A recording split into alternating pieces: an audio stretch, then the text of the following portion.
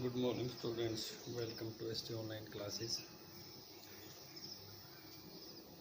आज बेटा हमारा हिस्ट्री का लास्ट दो पॉइंट रह गए, एक तो माउंटबेटन प्लान और एक Indian Independence Act 1947।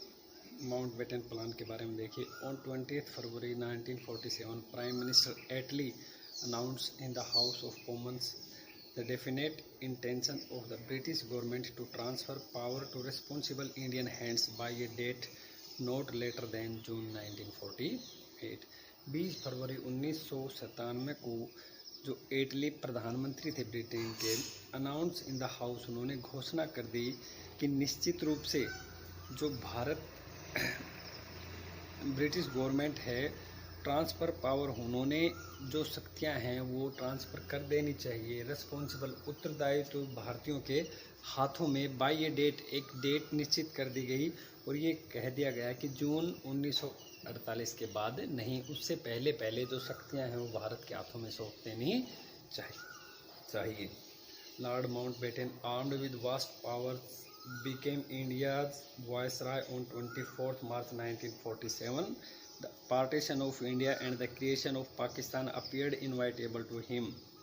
Lord Mountbatten ने क्या किया, वास्ट, विशाल जो पावर थी, शक्तियाँ थीं, उनकी सहायता से 24 मार्च 1947 को भारत का वायसराय बन गया और भारत और पाकिस्तान का क्या हो गया, निर्माण।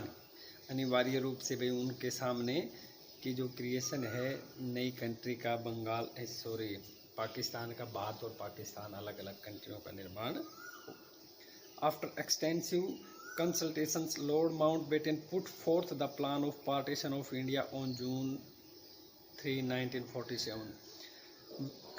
व्यापक विचार विमर्श के बाद लॉर्ड माउंटबेटन ने plan of partition of India, Bharat के विभाजन की योजना 3 जून 1947 को रखी। The Congress and the Muslim leagues ultimately approved the Mountbatten plan, और कांग्रेस और मुस्लिम लीग ने अंत में माउंटबेटन प्लान को क्या कर दिया, अप्रूव कर दिया। माउंटबेटन प्लान के तहत ही भारत और पाकिस्तान दो अलग अलग देश बने थे। Indian Independence Act 1947। The silent features of this act was the partition of the country into India and Pakistan would come into effect from 15 August 1947।